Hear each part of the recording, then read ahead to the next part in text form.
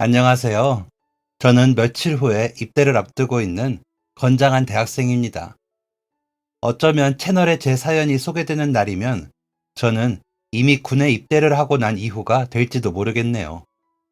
아들 하나뿐인 저희 집에 제가 입대를 하고 나면 쓸쓸하실 부모님께 조금이나마 저의 온기가 전해지길 바라봅니다. 저희 아버지는 환경미화원입니다. 어머니는 제가 어렸을 때부터 몸이 편찮으셨어요. 아직 완치 사례가 없는 평생 병원 신세를 져야 할지도 모르는 불치병이었습니다. 아버지는 그런 어머니를 끝까지 책임지려 노력하셨어요. 저는 그런 아버지를 보며 사랑을 배웠죠. 매달 어머니의 병원비가 나가야 했기에 저희 집은 오래전부터 넉넉지 못한 살림이었습니다. 그럼에도 불구하고 아버지께서는 곳곳 청렴한 분이었습니다. 제게도 어려서부터 정직하게 살 것을 항상 강요하셨어요. 넉넉지 않은 환경 속에서도 가족을 사랑하고 아끼는 아버지의 그런 마음에 영향을 받은 저는 진심으로 저희 가족들을 사랑할 수 있었습니다. 남들과 다른 것이 틀린 것이 아니라는 것을 깨닫고 세상을 정직하게 바라본다면 행복할 수 있다는 것을 아버지를 통해 배웠기 때문이에요. 군 입대를 앞두고 아버지에 대한 마음이 더욱더 애틋해져서 공부를 하는 척하고 책상에 앉아 사연을 써내려갑니다. 함께 밥상에 앉아 밥을 먹을 때면 늘 핸드폰으로 유튜브를 켜두고 세상에 일어나는 감동적인 이야기를 듣는 걸 좋아하시던 아버지인데 아버지께서 즐겨보시는 채널에 제가 보내는 사연이 소개되었으면 하는 마음입니다. 아마 깜짝 놀라시겠죠? 기대됩니다. 저는 그저 평범한 학생이었습니다. 중학교 때까지만 해도 고만고만한 성적에 성격도 튀는 것이 없어 늘 교실 한쪽에 조용히 자리 잡고 등교와 하교를 수모하던 학생이었어요. 친구들을 많이 사귀지는 못할지언정 나쁜 길로 빠지지는 말자는 게 저의 보잘것없는 나름의 철칙이었답니다. 그래서 그냥 늘 맨 앞줄에 앉아 수업을 열심히 듣기만 했었는데 그랬던 습관이 좋은 결과를 가져다 주게 되더군요. 고등학교에 입학을 했을 때 태어나 난생 처음 아빠의 자랑거리가 되었거든요.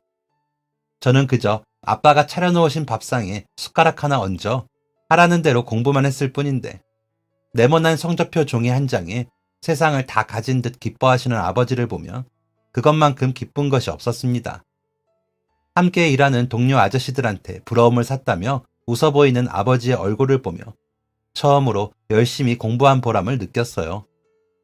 고등학교 첫 중간고사에서 반에서 1등을 했을 때에는 아버지의 활짝 웃는 눈가에 고인 눈물방울까지도 보았습니다. 그 작고 소중한 눈물방울을 보며 더욱 깨달았어요. 어쩌면 할 줄 아는 것 없는 제가 아버지를 위해 할 수 있는 것이 이렇게 학생의 본분대로 공부를 열심히 해서 아버지를 웃게 해드리는 일이 아닐까 하고 말이에요. 다시 한 번 더 아버지께서 저로 인해 웃는 얼굴이 보고 싶었고 그렇게 공부를 열심히 하게 되었습니다. 열심히 한 저는 1년 만에 반에서 1등뿐만 아니라 전교에서 1등을 하는 아이가 되어 있었어요. 저조차도 얼떨떨하고 신기한 일이었어요. 선생님은 학원도 과외도 하지 않는 제가 전교 1등을 한 것이 너무 대견하다며 아버지께 직접 전화를 드리기도 하셨습니다. 아버지께서는 그날 전화기를 붙들고 선생님께 감사하다는 인사를 하셨어요. 정작 수화기 너머의 선생님은 아버지의 모습이 보이지도 않는데 허공에 대고 꾸벅꾸벅 고개 숙여 몇 번이나 인사를 하셨죠. 그걸 보는 내내 기분이 좋으면서도 내심 불안했습니다. 성적이 다시 떨어지면 어떡하지 하고요. 성적표를 가지고 어머니께서 계신 병원에 아버지와 함께 갔다가 한참이나 칭찬하는 소리를 듣고 나서야 집으로 돌아올 수가 있었습니다. 부모님께서 저로 인해 웃는 얼굴을 보니 뿌듯했지만 더 잘해야 한다는 생각을 떨치기란 힘들었죠. 아무도 강요하지 않았는데 말이에요. 아마 모든 학생들의 마음이 그렇지 않을까 생각해요.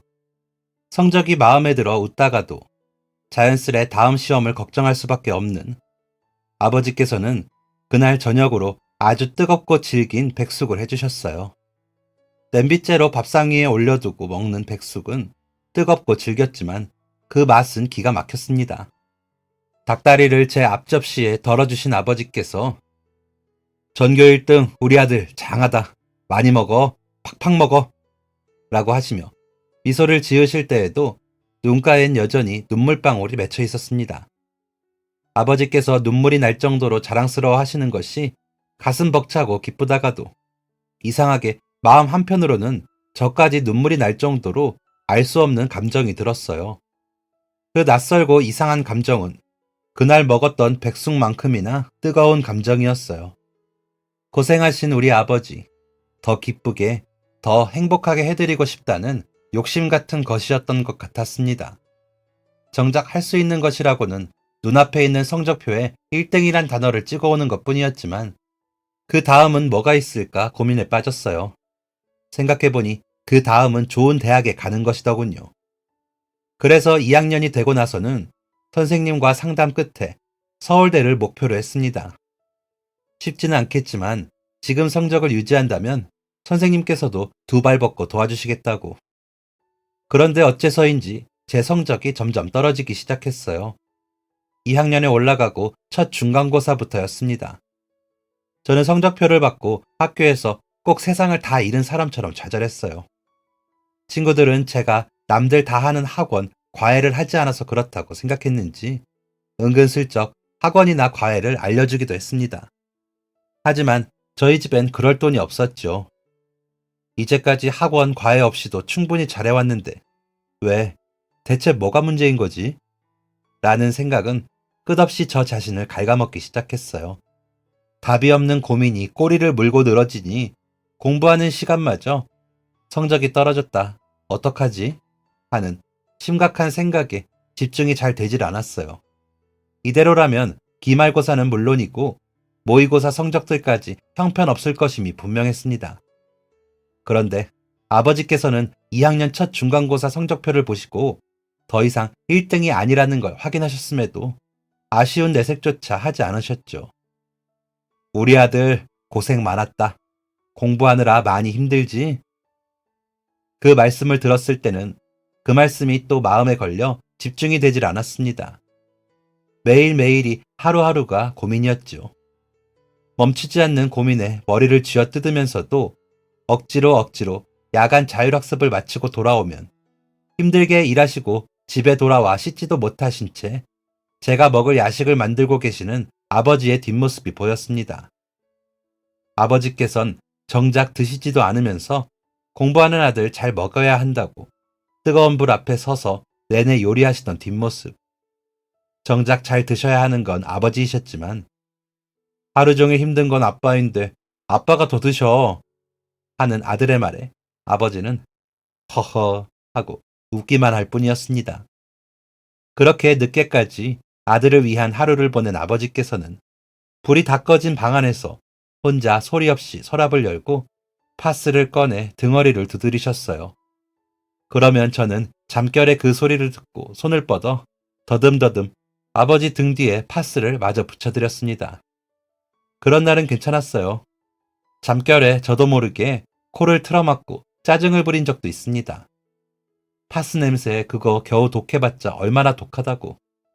아버지는 저를 위해 잠 설쳐가며 새벽 일찍부터 밤 늦게까지 식사 한번 제대로 못하시고 고생하시는데 못난 아들이었지요. 비록 짜증을 내고 5초도 되지 않아 후회가 밀려왔었지만 아버지 마음에 받은 상처는 이미 돌이킬 수 없을 것이었습니다. 저는 그걸 알면서도 모르는 척 아버지께 미안하다는 말도 못했어요. 그러던 어느 날 우연히 동네의 작은 마트에 갔다가 카트 한가득 채소를 실어 나르고 있는 같은 반 친구를 보게 되었습니다. 그 친구는 저를 보고 당황한 표정을 지었죠. 안녕? 어색하게 지어 보이는 미소와 밀고 있던 카트를 마저 앞으로 밀지도 숨기지도 못하는 그 모습. 제게 그런 모습을 들켜버린 것이 창피한 듯 고장난 모습이었어요. 하지만 당황하는 그 친구를 보며 엉뚱한 생각이 들었습니다. 돌아간 제 대답을 들은 친구의 표정이 알 수 없이 일그러졌어요. 야, 동호야. 혹시 여기서 나도 같이 일할 방법 없냐? 공부만 하면 된다는 생각, 다른 생각 말고 학업에 열중하는 것만이 아버지를 위한 길이라고 생각했던 저에게 마트에서 일을 하고 있는 친구 동호의 모습은 가히 충격적이었습니다. 왜 저는 일을 할 수 없다고 생각했던 것인지.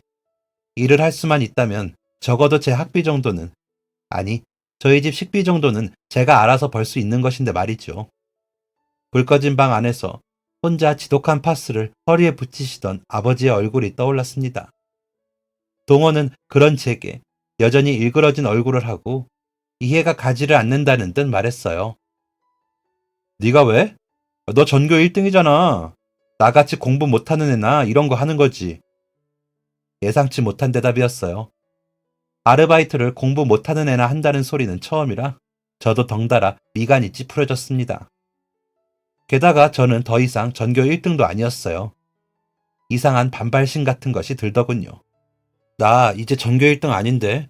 그리고 돈 필요하면 일 좀 할 수 있는 거 아니냐? 제가 그 말을 했을 때 잔뜩 일그러져 있던 그 친구의 얼굴이 오묘한 표정으로 변해가던 것을 똑똑히 기억합니다. 경계심 가득하던 그 표정에서 동정심 가득한 표정으로 변해가던 그 얼굴. 친구는 자기를 따라오라며 마트 안에 있는 한 사무실로 저를 데려갔어요. 그곳에는 흰머리가 희끗희끗해져 안경을 쓰고 있는 어느 아저씨가 앉아 계셨습니다. 사장님이었어요. 무슨 일이냐? 하고 동호에게 묻는 그 아저씨의 얼굴이 묘하게 낯익었지만 신경 쓰지 않았습니다. 동호는 말했어요. 저희 반 친구인데요. 돈이 필요해서 일 좀 하게 해달라고 저한테 부탁해서요. 같이 일할 수 있을까요? 공부도 잘하고 똑똑한 친구입니다. 반에서 한 번도 대화를 나누어 본 적이 없었던, 사실 거의 남이나 마찬가지인 동호가 마치 저를 잘 아는 것처럼 사장님께 소개해 주었어요. 사장님은 저를 머리에서 발끝까지 한번 쓱 훑어보더니 내일부터 동호와 함께 나오면 되겠다고 대답해 주셨습니다. 제가 일을 해서 돈을 번다니 벌써부터 머릿속에는 첫 급여를 받아 아버지께 드리는 상상이 시작되고 있었어요. 제가 돈을 벌어다 아버지께 드리면 아버지께선 분명 기뻐하실 것이라 저 혼자 착각했던 겁니다. 그렇게 저는 다음 날부터 새벽 일찍 학교에 가서 공부를 한다는 핑계를 대고 마트로 출근했어요. 제가 맡은 업무는 주로 근처 식당에 식자재를 배달하는 일이었습니다. 차를 타고 나가야 하는 날이면 조수석에 앉아 물건을 싣고 내리는 일을 도왔고, 가까운 거리는 직접 박스채로 이고 나가 배달을 했어요. 생애 첫 아르바이트. 몸은 힘들었지만 생각보다 쉬운 일이라고 생각했습니다. 그렇게 몇 시간 안 되는 짧은 아르바이트를 하고 학교에 가서 공부를 하면 어쩐지 평소보다 공부가 더 잘 되는 것 같은 기분도 들었답니다. 문제는 그 이후의 일이었어요.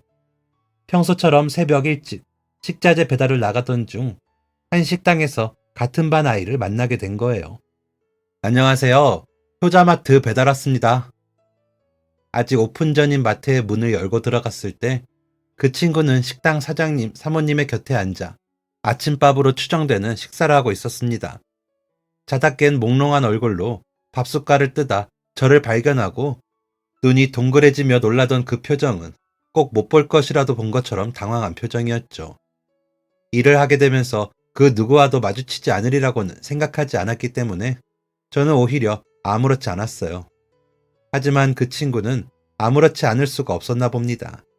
제가 식당에서 배달 아르바이트를 한다는 소문은 교실에 쫙 퍼지고 말았어요. 그 누구도 제게 직접적으로 다가와 아르바이트에 대한 진실을 캐묻진 않았지만 흘려들은 바로는 이야기가 대충 이러했습니다. 전교 1등이 아르바이트를 할 일이 뭐가 있겠냐? 원래부터 금수저라 고액과외 하면서 전교 1등 하다가 집이 쫄딱 망해서 성적 뚝 떨어지고 아르바이트는 한다더라. 불쌍한 인생. 야, 애들아, 엮이지 마라. 부정 탄다. 소문을 들은 마트 친구 동호는 제게 조심스럽게 괜찮냐고 물어왔어요. 하지만 저는 괜찮지 않을 이유가 하나도 없었답니다. 왜냐하면 저는 애초에 금수저였던 적이 없고 고액 과외 같은 것은 받아본 적도 없었기 때문이에요.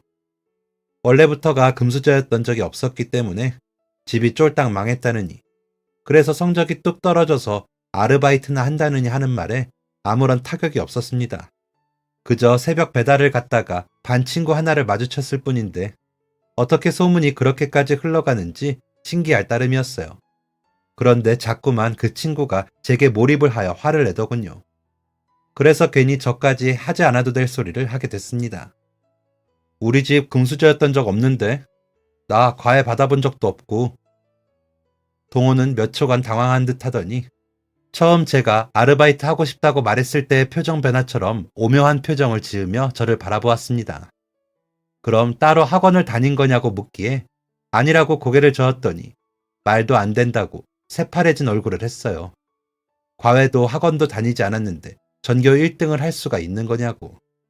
대단하다는 둥, 존경스럽다는 둥, 칭찬을 하는 동호가 마지막으로 그럼 혹시 부모님이 교육 쪽 일을 하시냐고 물어왔습니다. 선생님이냐는 뜻이었어요. 저는 고개를 가로저었어요. 그랬더니 동호는 자기는 어머니랑 둘이서 산다고, 아버지는 일찍 돌아가셨다고, 그래서 배울 거 배우며 평범하게 사는 아이들이 부러웠다고. 어쩌면 자기도 남들처럼 학원 다니고 과외받고 했더라면 공부를 잘할 수 있지 않았을까 했는데 그런 것 없이도 전교 1등을 하는 저를 보니 믿어지지가 않는다고 했습니다. 부모님 생각에 잠긴 건지 동호의 표정은 제법 아련해 보였고 그래서 저도 홀린 듯이 이야기를 꺼내게 되었어요. 한 번도 어떤 친구에게도 말해본 적 없는 이야기였어요. 부모님 두 분 다 건강하시고 적당히 평범한 집에서 사는 친구들 뿐이었던 학교 생활에 처음으로 저와 비슷한 처지의 친구를 만나서 그랬던 것일까요? 먼저 자신의 처지를 털어놓는 그 친구에게 저도 솔직하고 싶어졌을 뿐이었습니다. 어머니께서는 몸이 편찮으셔서 아무 일도 못하시고 아버지께서는 환경미화원으로 일하고 계셔. 나 그냥 혼자 공부했던 거야. 그래서 잠깐뿐이었지. 지금은 전교 1등도 아니잖아. 그냥 운이 좋았던 거라고 생각해. 나도 그렇게 생각하기 때문에 애들이 저렇게 없는 말 떠들어대는 거 아무렇지도 않아. 다 소설 같고 드라마 같은 이야기인데 뭐. 동호는 저의 대답을 듣고 몇 차례나 진짜냐고 물었어요. 그때는 그 애가 왜 그렇게 그게 진짜인지에 집착하는지 전혀 몰랐습니다. 그런데 그 말을 하고 일주일이나 지났으려나요? 학교에 갔는데 제 책상에 웬 쓰레기 봉투 하나가 놓여 있더군요. 그것도 안에 내용물이 가득 들어있는 채로. 제가 자리로 다가가자 근처에 앉은 애들이 코를 틀어막으며 말했습니다. 와, 냄새 때문에 미치겠다. 야, 좀 치워라. 아무리 공부를 열심히 해도 저는 타고난 멍청이였던 건지 그 일이 그냥 우연이라고 생각했습니다. 그때는 제게 말을 걸었던 게 제게 쓰레기 봉투를 치우라고 코를 틀어막던 친구 하나뿐이라 그랬는지도 모릅니다. 그런데 다음 날도 그 다음 날도 제가 가는 자리마다 곳곳에 쓰레기 봉투가 놓여 있더라고요. 내용물을 가득 채워 흘러 넘치게 한 다음 제 사물함이나 신발장 같은 곳에 몇 번이고 놓아두는 장난을 누군가 치고 있었습니다. 대체 누구 짓일까? 살짝 골머리가 아파지려던 찰나 애들이 웃겨 죽겠다는 듯이 킥킥대며 다 들리게 수군거리는 소리가 들려왔어요. 그동안 다분히 고의적이었음에도 불구하고 한 번도 기분 나빠한 적 없었던 제가 멍청이가 되는 순간이었어요. 역시 쓰레기 담당 아들은 다르네. 냄새 나는 걸 잘도 치우네. 근데 제 1학년 때부터 쓰레기 냄새 난다고 유명했어. 나 심지어 쟤랑 같은 중학교 나왔잖아. 금수저는 무슨. 흙수저 최고봉임. 제 신고 오는 신발이랑 양말 자기 아빠가 쓰레기장에서 주워온 거라던데. 그 순간 쓰레기 봉투 옆에 놓여있는 제 운동화가 눈에 들어왔습니다. 2년 전 아버지께서 다 낡은 제 운동화를 몰래 갖다 버리시고는 억지로 사다 놓으셨던 운동화. 흰색은 때가 타니 때가 많이 타도 티가 안 나는 회색으로 골라왔다면서 마음대로 사와서 미안하다고 멋쩍게 웃어 보이시던 아버지의 얼굴이 떠올랐어요.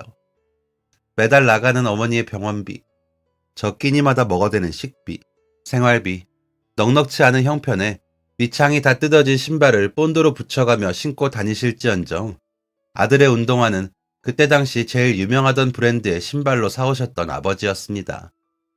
아버지께서 비싼 신발을 사오시면 제가 억지로 고집을 피워 환불을 하겠다고 하니 제품 택까지 뜯어버리고 신발장에 놓아두었던 그 신발이었어요. 발이 크면서 사이즈가 맞지 않는데도 아버지께 죄송해서 꾸역꾸역 2년 넘게 신고 다녔던 운동화를 조금이라도 때가 탈까 못 시듯이 하고 살았던 운동화를 그만큼이나 아끼던 운동화에 쓰레기 봉투를 올려두고 더러운 신발이라고 손가락질을 받으니 화가 났습니다. 제가 들린다는 것을 아는지 모르는지, 알면서도 일부러 그러는 건지 끊임없이 떠들어대는 그의 앞으로 다가갔어요. 순간적으로 복도 전체가 싸한 분위기에 휩싸였습니다. 네 입에서 쓰레기 냄새 난다. 야. 제 말에 깜짝 놀란 듯하던 그의 얼굴이 일그러졌고 귀를 기울이던 복도의 아이들이 몇 초간 침묵하다 약속이라도 한 듯 웃음을 터뜨렸습니다. 하나 둘 무리지어 제게 다가오는 아이들. 어느새 저는 그들에게 포위당한 듯 그 사이에 덩그러니 놓여졌습니다. 그 순간에도 밖에서 힘들게 일하고 계실 아버지의 얼굴이 떠올랐어요. 단 한 번도 아버지에게서 나는 냄새를 더러운 쓰레기 냄새라고 생각해 본 적이 없었습니다. 제 주변을 둘러싼 아이들이 콧구멍을 벌렁거리며 한마디씩 거들었어요. 와, 냄새 대박. 진짜 쓰레기 냄새 나네. 야, 너희 아빠 안 바쁘시면 우리 집 쓰레기 좀 치워달라고 전해줄래? 내 방에 쓰레기통 꽉 찼거든. 그중 한 친구가 자꾸만 선을 넘는 말을 해왔어요. 저한테서 냄새가 난다고 하는 건 괜찮았지만, 제 신발이 더럽다고 하는 건 참을만 했지만, 그래도 아버지를 들먹이는 것은 견딜 수가 없었습니다. 저는 그 친구의 명찰에 적힌 이름을 소리내어 읽었어요. 황지석. 학교를 다니는 내내 한 번도 말을 섞어본 적 없는 친구였지만 유명한 인사라 익히 알고 있었습니다. 유명한 학원 원장 아들이었어요. 서울대 갈 거라고 제 입으로 떠들고 다니지만 성적은 저보다 한참 아래인. 그래서 제게 늘 열등감을 가지던 아이였습니다. 제가 자기 이름을 부르니 제 어깨를 자기 어깨랑 부딪히며 화를 내는 그 녀석의 뒤로 동호가 서 있었어요. 당황한 얼굴, 눈치를 보는 표정. 저는 그 애가 자기가 저를 도와줄 수 없어 그런 표정을 짓는 줄 알았어요. 그런데 황지석이 하는 말을 듣고 저는 충격에서 헤어날 수가 없었습니다. 왜 죄 없는 내 이름을 그렇게 큰 소리로 부르냐? 너 쓰레기 주는 아빠랑 사는 거 소문 퍼뜨린 건 네 친구 마트 아들 김동호인데 너 저 자식 아빠 밑에서 새벽마다 배달 다닌다며? 일거리도 없는데 너 사정이 하도 딱하고 불쌍해서 동호가 불우이웃 돕는 거라던데. 하긴 친해진 지 얼마 되지도 않은 녀석을 쉽사리 믿고 속사정을 털어놓은 제가 바보였어요. 역시 저는 교과서나 달달 외울 줄 알았지 멍청한 사람인 게 틀림없구나 생각했습니다. 그러면서도 동호에게 드는 배신감은 어쩔 수 없었어요. 친구를 한 대 때려버릴 수도 없고 화는 났지만 그래도 묻고 싶었어요. 대체 왜 그랬는지, 왜 제 이야기를 남들한테 그렇게 쉽게 떠들고 다녔는지, 아버지는 돌아가셨다고 해놓고 왜 거짓말을 했던 건지 말이에요. 그래서 황지석의 어깨를 밀쳐버리고 동호에게 다가갔어요. 당황해서 뒷걸음질을 치던 동호가 제가 무슨 말을 꺼내기도 전에 먼저 소리를 쳤고 저는 아무 말도 할 수 없어 그대로 복도를 벗어났습니다. 너 처음부터 재수 없었거든. 누구는 아빠가 시켜서 하기 싫은 일 억지로 하고 있는데 지는 지 입으로 하고 싶다 그러고 나 너 처음 온 날 아빠한테 너랑 비교당하고 얼마나 기분 나빴는 줄 알아? 근데 뭐? 과외도 학원도 안 다니는데 오직 네 실력으로 1등이라고? 너 일부러 나 공부 못하는 거 알고 그딴 소리 짓거린 거 아니야? 나도 억울해서 그랬어. 나도 너처럼 불쌍하게 태어났으면 아빠한테 예쁨 받을 수 있었나 해서.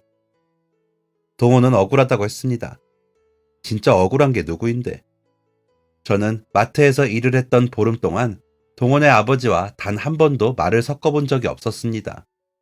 그냥 오며 가며 마주치면 안녕하세요 하고 인사를 나눈 것뿐. 보름이라는 시간이 그리 긴 시간도 아니었고 말이죠. 심지어 저는 그 사람이 동원의 아버지인 줄도 몰랐고요. 얼굴이 묘하게 낯익다 생각만 했지 아버지가 돌아가셨다는 동호의 아버지가 마트의 사장님일 줄은 꿈에도 몰랐는데. 그런데 그런 동호가 제게 억울하다고 말하는 것이 저는 억울했습니다. 그 후로 저는 그 마트에 나갈 수가 없었어요. 학교에서는 원래 공부만 하느라 그렇다 할 친한 친구가 없었고 자꾸만 제 자리에 쓰레기 봉투가 놓이고 애들이 수군거리는 것만 빼면 처음으로 돌아간 것 같아 오히려 편했습니다. 자리 위에 쓰레기 봉투도 점점 익숙해져 갔죠. 그러는 와중에도 모의고사는 치러졌고 떨어진 제 성적은 저를 더욱더 암담하게 만들었어요. 결국 뭐라도 해야겠다는 복잡한 마음으로 마트 아르바이트를 대신해 식당 아르바이트를 구했습니다. 이번에는 야간 자율학습이 끝나고 독서실에서 공부를 한다는 핑계로 식당 설거지 알바를 시작했어요. 부모님 두 분은 제가 아르바이트를 한다는 사실을 감쪽같이 모르셨어요. 그런 일이 있으면서도 저는 성적에 대한 걱정뿐이었습니다. 기름때 가득 낀 불판을 하염없이 닦다 집으로 돌아오면 저를 기다리는 것은 변함없는 밥상과 자다 깬 얼굴의 아버지였어요. 이토록 가족만 위해 사시는 아버지인데 그 누구에게도 욕먹게 하고 싶지가 않았습니다. 제게는 세상 무엇과도 바꿀 수 없는 가장 자랑스러운 저의 아버지였으니까요. 매일 밤 아버지가 차려두신 밥을 먹고 책상에 앉아 아르바이트를 하느라 미처 못한 공부를 했습니다. 꼭 다시 성적이 올랐으면 했어요. 하지만 1학기 기말고사를 치르고 저는 또 한 번 좌절을 맛보아야 했습니다. 괜찮다. 사나이가 그런 걸로 울면 쓰냐? 1등이 대수야. 아버지께서는 성적표를 건네며 울음을 터뜨리는 저를 보며 말씀하셨어요. 다 큰 고등학생이 아버지 앞에서 종이 한 장에 눈물을 질질 짜는 것이 창피하기도 했지만 아버지 앞이 아니면 대놓고 울 수 있는 자리도 없었어요. 아버지는 저를 안아주시며 말씀하셨습니다. 나는 우리 아들이 전교 꼴등, 아니 전국 꼴등이라도 우리 아들이 최고야.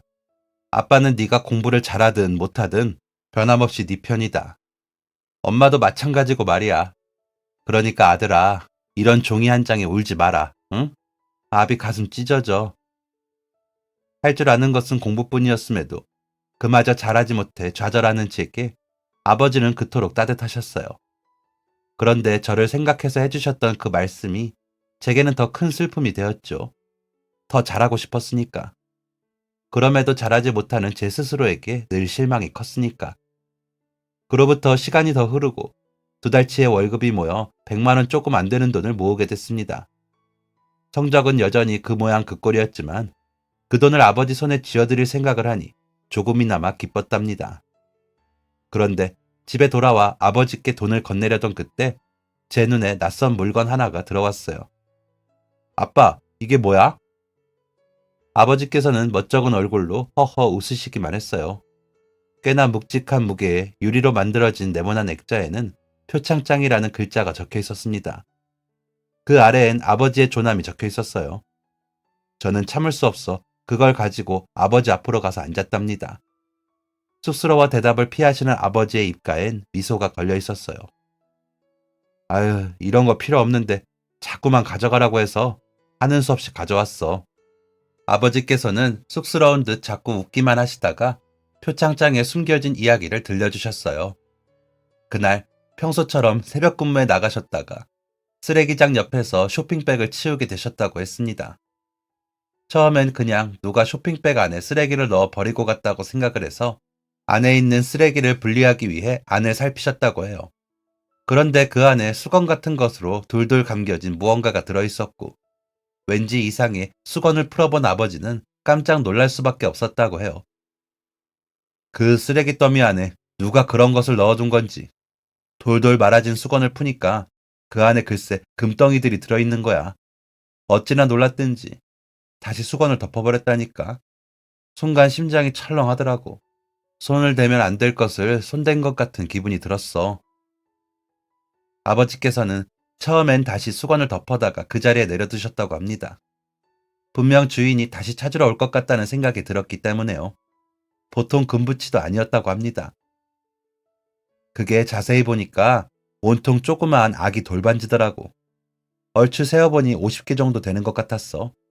어찌나 가슴이 쿵쾅거리던지. 아버지는 그때를 회상하시며 처음에는 그걸 주인에게 찾아주겠답시고 괜히 가지고 있었다간 견물생심 욕심이 생겨 이를 그르칠 것 같다고 하셨습니다. 평생 남의 것에 욕심 부려본 적이 없이 그저 성실하게 일하며 살아오셨지만 막상 눈앞에 50여 개의 금반지를 보니 순간적인 충동이 앞섰다고 하셨어요. 그래서 그걸 얼른 내려놓을 수밖에 없으셨다고 했습니다. 그렇게 그냥 못 본 척 하는 것이 좋을 것 같아 주변을 청소하며 그곳을 떠나려는데 그래도 자꾸만 마음에 걸리셨다고 해요. 그때부터는 그런 생각이 들더라고. 아, 이거 주인이 아닌 다른 이가 와서 가져가면 어쩌나.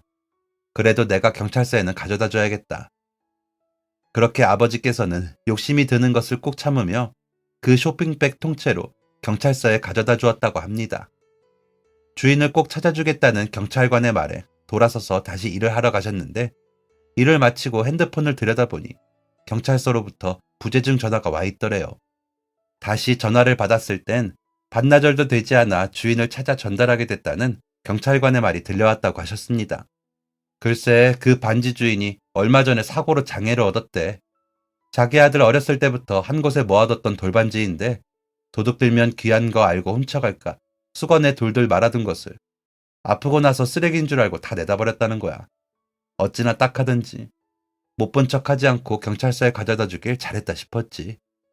아픈 아내가 집 청소를 했다는 말에 집을 둘러보던 남편이 돌반지가 없어진 것을 깨닫고 경찰에 신고를 했는데 마침 아버지께서 그 쇼핑백을 가져다 주신 후였던 거예요. 수건 둘둘 말려있는 걸 버렸다는 말에 남편이 오열하며 아내에게 화를 냈다고. 그런데 이렇게 찾고 나니 아내에게 미안하더라고. 세상에 이렇게 좋은 분이 계실 줄 몰랐다고 경찰관이 남편의 말을 아버지께 전했을 때 아버지는 눈물이 나셨다고 했습니다. 아내가 아프면 세상이 무너지지. 멀쩡히 잘 지내다가도 예고 없이 심장이 무너지지. 내 그 마음을 아니까 그저 딱하기만 하더라. 나한테 꼭 살해하고 싶다고 하는 걸 받을 수가 없었어. 당연히 주인이 되찾아야 마땅하다 생각했고 경찰서에 가져다 주면서도 살해 같은 걸 바라고 한 일도 아니었지만 말이야. 그래서 나한테 전화해준 그 경찰관한테 말했어. 그냥 아픈 아내와 힘들더라도 끝까지 웃으며 살길 바란다고 전해달라고. 나는 할 일을 했을 뿐이라고 말이지. 그런데 그 일이 있은 지도 벌써 한 달이나 지났는데 나한테 이런 걸 주는 게 아니겠어? 학교 다닐 때도 상장 하나 받아본 적이 없는 난데 이 나이 먹고 이런 걸 받으니 쑥스러워서 원. 아버지께서는 어머니 생각이 나시는 듯 아내가 아픈 마음을 누구보다 잘 알아 마음이 편치 않으셨다고 했습니다. 그러면서 표창장을 받을 때 쑥스러웠던 이야기를 하시며 마땅히 해야 할 일을 하고도 누군가의 박수를 받으니 몸둘 바를 모르겠더라고 웃으셨어요. 그 말씀을 들으며 왠지 저도 그런 기분을 느껴본 적이 있다는 생각이 들었어요. 학생으로서 마땅히 해야 할 공부를 했을 뿐인데 아버지의 자랑이 되고 박수를 받았던 그날들이 떠올랐거든요. 아버지의 쑥스러운 마음이 이해가 가면서도 그것에 대해 자부심을 느꼈던 저와는 달리 겸손한 모습을 보이시는 아버지가 멋져 보였습니다. 근데 계속 나한테 사진을 같이 찍자고 하더구나. 근데 내 얼굴이 남는 게 부끄럽기도 하고 누구한테 자랑하고 싶은 것도 아니기도 해서 거절을 했거든. 한 장만 찍자고, 한 장만 찍자고 계속 그랬는데 그걸 거절하고 온 게 내내 마음에 걸려. 그 사람도 나랑 사진을 꼭 찍어야 하는 사정이 있었을지 모르는데.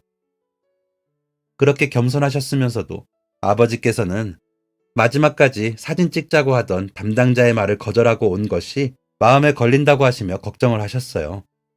왜 거절을 하셨느냐 여쭈니 아버지께서는 하신 일이 알려지는 것이 쑥스러워 사진뿐만 아니라 어떠한 기록도 남기지 않고 싶으셨다 하시더군요. 저는 그런 아버지가 자랑스러웠습니다. 그래서 아버지께 아르바이트로 번 100만 원을 건네드리는 일이 더욱더 뜻깊어졌죠. 그러나 설레는 마음으로 돈을 건넨 저와는 달리 그 돈의 정체를 알게 된 아버지의 표정은 좋지 못하셨습니다. 미안하다. 아빠가 못나서 한참 공부만 할 너를 힘든 일까지 손대게 만들고 기쁜 마음으로 드리는 제 입장만 생각하느라 그걸 받으시는 아버지의 마음이 편치 못하실 것이라는 생각은 미처 하지 못했어요. 마냥 뿌듯한 일이라고만 생각했는데 아버지의 말씀을 들으니 가슴이 아팠습니다. 부모의 마음이라는 것은 알면 알수록 제 생각보다 더 깊고 넓은 것이더군요. 그래서인지 아버지께서 속상해하시는 것을 알면서도 아르바이트를 그만둘 수가 없었습니다. 그 넓은 마음에 어떻게든 보답하고 싶었어요. 부모님이 저를 사랑하시는 일은 지극히도 자연스러운 일이었지만 받아야 마땅한 사랑이라고 당연시하고 싶지는 않았기 때문입니다. 그래서 찾아온 방학에는 식당 설거지 일을 그만두고 공장으로 들어갔어요. 식당 일보다 급여도 안정적이고 남는 시간을 활용해 공부하기도 좋았습니다. 그리고 그곳에서 한 친구를 사귀게 되었어요. 같은 반 친구였는데 소위 말하면 공부에 열정적인 친구는 아니었고 노는 무리에 속했죠. 그래서 처음 마주쳤을 때 피하고만 싶었습니다. 이미 학교에서 저는 전교생들에게 따돌림 아닌 따돌림을 받고 있었기 때문에요. 그런데 그 친구가 먼저 제게 다가와 말을 걸더군요. 야, 나도 어제부로 왕따다. 왕따끼리 우리 친구 할래? 저는 구태여 대답하지 않았습니다. 그냥 아버지를 생각하면 엮여서 좋을 것이 없다고 생각했기 때문이에요. 그런데 그 친구는 대답 없는 저를 예상이라도 했다는 듯이 묻지도 않은 자신의 이야기를 구구절절 늘어놓았습니다. 매일매일이 그랬어요. 어떤 날엔 귀찮을 정도로 자신의 이야기를 해댔죠. 자기가 왜 그 무리에서 빠지게 되었는지, 어떻게 왕따가 되었는지, 살아온 환경은 어땠는지 등등. 요약하자면 일밖에 모르는 부모님 밑에서 자랐고 애정결핍으로 삐뚤어진 학교 생활을 하게 되었다는 이야기였어요. 그런데 어느 날 괴롭힘을 당하면서도 꿋꿋하게 학교 생활을 하는 제가 눈에 들어왔고 대단하다 생각했는데 공장에서 만나게 되니 새로웠다는 이야기. 저를 만나던 첫날 자기 친구들에게 말을 했다고 합니다. 저랑 친구를 해야 하니 이제 너네랑은 못 어울리겠다고요. 왕따를 자처한 셈이었어요. 그 황당한 이야기가 어이없으면서도 내심 뒷이야기가 궁금하긴 했습니다. 그래서 이제 저랑 친구를 먹고 뭘 어떻게 하겠다는 것인지 말이에요. 저랑 공장에서 일하며 적당히 놀자는 이야기인 줄 알았거든요. 그런데 전혀 예상치 못한 말을 했습니다. 나도 똑바로 살고 싶은데 공부하는 법 좀 알려줘. 너한테 피해 안 가게 할게. 그 말이 왜 그렇게 듣기 좋던지 저는 그 녀석의 공부를 도와주게 되었어요. 혼자 공부를 하는 것보다 그 친구에게 가르쳐주며 공부를 하니 제게도 나름 좋은 영향이 있는 것 같았어요. 그렇게 저와는 어울리지 않는다고 생각했던 낯선 아이와 저는 점점 가까워져 갔습니다. 한 달 정도의 시간이 흘렀을 때 그 녀석은 제게 우리를 절친이라 표현했어요.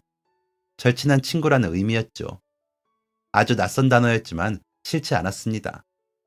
저는 그 애한테 더 깊이 들려줄 이야기도 숨길 이야기도 없었기 때문이에요.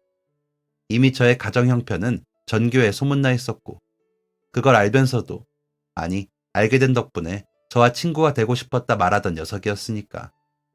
동호가 그랬던 것처럼 배신을 할까 두렵지도 않았어요. 우여곡절 끝에 제게도 친구라는 게 생겼다 생각하니 내심 든든하기도 했습니다. 그렇게 방학이 지나가고 다시 개학. 반년이 지나면 고3이 되는 시기였습니다. 예민할 수밖에 없는 시기였고 그런 제게 절친이었던 민석이는 좋은 고민 상담소였어요. 이번에 5등 안에 못 들면 진짜 어쩌지? 와, 진짜 말도 안 되는 고민이다. 그토록 고민이라고는 어머니 건강 상태, 성적뿐이던 제게 그만 예상치 못한 고민거리가 생기게 되었습니다. 바로 아버지의 교통사고였어요. 처음에는 민석이에게 이야기할 생각도 하지 못했어요. 그런데 아버지 걱정에 밤새워 우느라 퉁퉁 부은 눈으로 학교에 갔더니 그걸 알아챈 민석이가 먼저 물어보면서 아버지의 이야기를 털어놓게 됐습니다. 다른 것도 아니고 나 좋아하는 떡볶이 사러 가시다 그렇게 됐으니까 더 미치겠더라고. 사고 낸 사람은 하나도 안 다쳤는데 우리 아빠만 다쳤어. 그게 또 얼마나 억울한지 몰라. 아버지께 일어난 일이 억울했어요. 제가 좋아하는 떡볶이를 사다 먹이시려고 길을 걷던 아버지는 배달을 가던 속도 높은 오토바이에 치여 다리를 크게 다치는 바람에 당분간 일도 나가실 수 없게 되고 말았습니다. 속상해서 하루 종일 아무것도 드시지 못하는 아버지가 안타까웠어요. 그리고 왜 그렇게 신호위반이나 하는 오토바이 운전자는 하나도 다치지 않고 열심히 착하게만 사시던 저희 아버지만 다쳐야 하는지 억울했어요. 너무너무 억울해서 저는 민석이에게 제가 얼마나 억울한지를 설명하려다 얼마 전 아버지께서 하셨던 선행을 이야기하게 되었습니다. 반지를 찾아주고 표창장을 받은 이야기 말이죠. 그렇게 항상 올곧게만 살아오신 분인데 왜 아버지께서 이런 억울한 일을 당하셔야 하는지 속상해 진짜. 민석이는 그런 저의 이야기에 크게 공감해 주었고 아버지께서 일을 못 나가시는 동안 저는 다시 아르바이트를 하기 시작했어요. 방학 때까지 공장 아르바이트만 하고 그 후로는 공부에만 집중하려 했지만 일이 이렇게 됐으니 어떻게든 도와드려야 한다는 생각이었어요. 아버지께서 받지 않겠다고 해서 제가 가지고 있던 그동안의 아르바이트비를 몰래 아버지 주머니 속에 넣어두고 저는 학교를 마치면 곧장 전에 일하던 식당으로 향했습니다. 뜨거운 물에 손을 담그며 기름기 가득한 불판을 수십 개 닦아내야 했지만 하나도 힘들지 않았어요. 평생 불편한 몸으로 병원에 의지한 채 살아가셔야 하는 어머니와 그런 어머니의 나까지 건사하시며 살아가셔야 하는 아버지를 생각하면 그런 작은 힘듦은 아무것도 아니었기 때문입니다. 민석이는 그런 저를 보며 다시 한번 자기가 얼마나 모자란 아들인지 깨달았다고 했어요. 어쩌면 그 모든 이야기를 민석이에게 털어놓을 수 있어서 다행이었는지도 모릅니다. 아무에게도 말하지 않고 속으로만 속상해하는 것이 아니라 누군가에게 한 번이라도 털어놓을 수 있다는 것이 그 나이 그때 제게 필요한 일이었던 것 같아요. 하지만 그런 민석이가 사고를 치고 맙니다. 평소와 같은 수업 시간, 문학을 맡은 담임 선생님의 시간이었어요. 5교시 수업이라 애들이 전부 졸음이 밀려오던 시간이었고 선생님께서는 그런 저희의 졸음을 깨우기 위해 재미있는 이야기를 들려주시겠다고 하셨죠. 몇몇 아이들은 그 이야기를 들으면서도 이미 졸고 있었지만 저는 무조건 졸음을 떨쳐내겠다는 생각으로 이야기에 집중했습니다. 저만큼이나 공부에 의지를 갖게 된 민석이도 마찬가지였고요. 선생님 친구 이야기인데 친구가 얼마 전에 사고로 크게 다치면서 많이 아프게 됐거든. 그러다가 자기도 남편한테 도움이 되고 싶어 집 청소를 싹 한 거야. 그런데 너무 잘 하려던 나머지 자기 아들 100일 돌반지 50개를 쓰레기장에 버려버렸대. 기억이 오락가락하고 판단력이 없어지니까 그런 실수를 하게 된 거지. 남편이 부랴부랴 그 쓰레기장으로 달려갔을 때는 이미 찾아볼 수가 없었고 경찰에 신고를 하게 됐대. 그런데 글쎄 누군가가 그 돌반지를 주워다 이미 경찰서에 가져다 줬다는 게 아니겠니? 주인을 찾아달라고 말이야. 덕분에 선생님 친구는 무사히 돌반지 50개를 되찾게 되었대. 우리 반 교훈이 뭐지? 정직한 사람이 되자이지? 온몸에 소름이 돋고 식은땀이 났습니다. 가슴이 두근거리기도 했어요. 선생님께서 정직함에 대한 교훈을 말씀하시며 친구의 이야기라고 들려주신 이야기는 바로 얼마 전 아버지께 일어났던 돌반지 사건이었어요.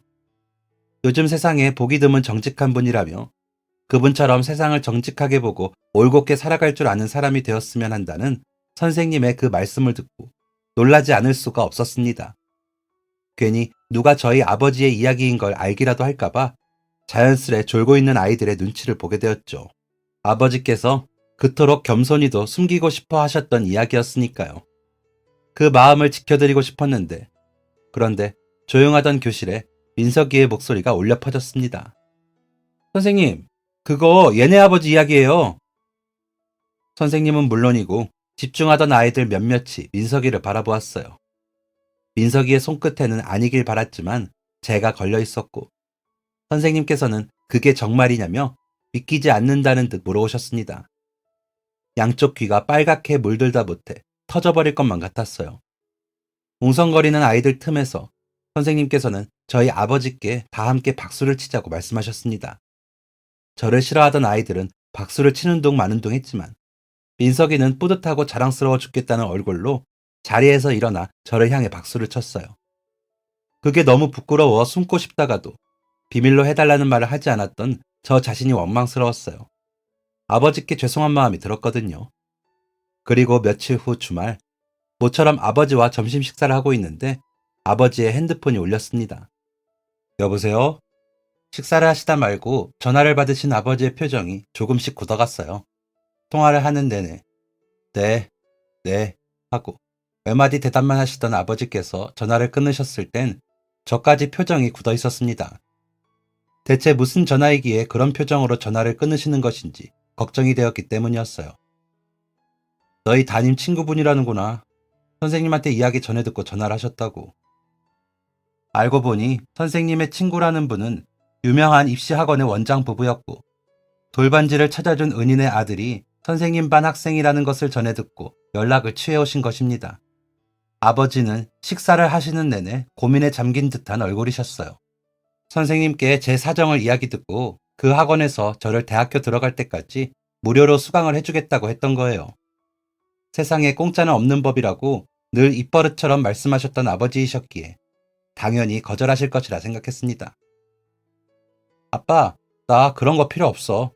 내가 친구한테 잘못 이야기하는 바람에 일이 이렇게 됐는데 아빠는 숨기고 싶어 했는데 이렇게 돼서 미안해. 내가 학교 가서 선생님께도 잘 말씀드릴게요. 아버지는 고민 끝에 다시 전화를 걸어 거절 의사를 밝히셨습니다. 하지만 쉽게 통화를 종료할 수 없는지 아버지께서 놓지 못하는 핸드폰 스피커 너머로 학원 원장님의 목소리가 들려왔어요. 무슨 말씀을 하고 있는지 자세히 들리진 않았지만 말하는 억양으로 미루어 보아 무언가를 간곡히 부탁하는 듯한 목소리였어요. 아버지께서는 한숨을 쉬시며 다시 연락을 드리겠다고 하고 전화를 끊으셨습니다. 그러고는 제게 물으셨어요. 너 공부해서 좋은 대학 가면 현수막 걸어서 학원 홍보를 쓰겠다는구나. 너 아르바이트 하는 걸 담임 선생님한테 들으시고 힘든 알바 대신 학원 다니며 쉬는 시간에 강의실 청소, 마치고 화장실 청소하면 일당도 주겠다고 하시네. 아빠도 솔직히 너 식당 주방에서 뜨거운 물에 손 담그고 불판 닦는 게 내내 마음 아팠는데 너 학원 다녀볼래? 대신 원장님이 학원 홍보하실 수 있게 좋은 대학 가는 조건으로 말이다. 아버지의 입에서 나온 말씀이라고는 믿어지지 않는 말씀을 하셨습니다. 살아오시며 그 누구에게도 빚지거나 공짜로 이득을 얻는 것을 꺼려 하셨던 아버지셨어요. 돌반지 일도 그래서 그렇게 하셨던 것이고 말이죠. 그런데 아버지께서 제 생각에 그런 결정을 내리신 것이었습니다. 저는 냉큼 그 기회를 잡았어요. 성적이 떨어지면서도 혼자서 하는 것 말고는 방법이 없었던 저였는데 그런 제가 유명한 입시 학원에서 공부를 할 수 있게 된다니 바란 적도 없는 기적이었습니다. 게다가 그 학원은 내노라 하는 입시 학원들 중 쌍두마차를 달리는 학원 중 하나였고 유일한 경쟁 학원은 바로 학교에서 저를 괴롭히던 황지석의 부모님이 하시던 학원이었습니다. 잘만 하면 황지석에게도 소소한 복수를 할 수 있는 기회라 생각했어요.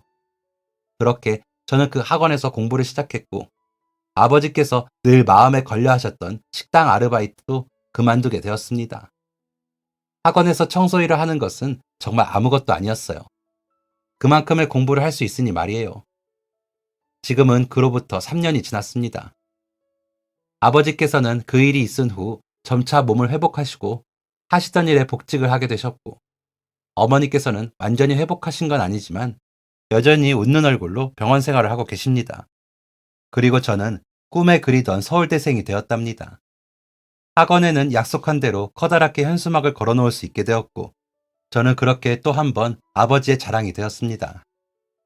그리고 저는 지금 친구 민석이와 함께 동반 입대를 앞두고 있습니다. 입대를 앞두고 아버지께서는 제게 말씀하셨어요. 정직하게만 살면 다 된다고 생각했었지. 그래서 가끔 주변 사람들한테 미련하다는 소리를 들을 정도로 바르게만 살았어. 근데 내가 다치고 일을 나갈 수 없게 됐을 때는 솔직히 후회가 되더구나. 그냥 그때 한번 나쁜 마음 먹고 그 반지라도 챙겼으면 이렇게 눈앞이 캄캄하진 않았을 텐데 하고 말이야. 내가 정직하게 살았던 게 결국은 답이었어. 위기가 왔다고 생각했는데 내가 그 위기를 만들었다고 생각했는데 이렇게 큰 행운이 되어 돌아올 줄은. 행운이 아니야, 아빠. 다 아빠가 만들고 쌓아온 것들이야. 정직하게 살면 된다는 걸 나는 아빠를 통해서 배웠어. 사실 아버지께서는 다치게 되신 후로 당분간의 생활비는 있었지만 언제 직장으로 복귀하실 수 있을지 몰라 많이 불안해하셨어요. 하지만 제게는 적지만 그동안 아르바이트를 하며 모아온 돈이 있었고 큰 돈은 아니지만 학원을 다니며 청소를 해서 용돈벌이를 할 수 있는 기회까지 주어졌습니다. 그 모든 것은 제가 아닌 아버지의 정직한 선택으로 인해 일어난 일이었어요. 행운이 아니었습니다.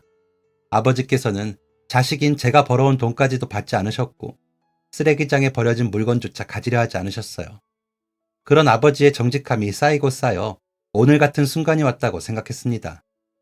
그래서 저는 그런 아버지가 자랑스럽고 존경스럽습니다.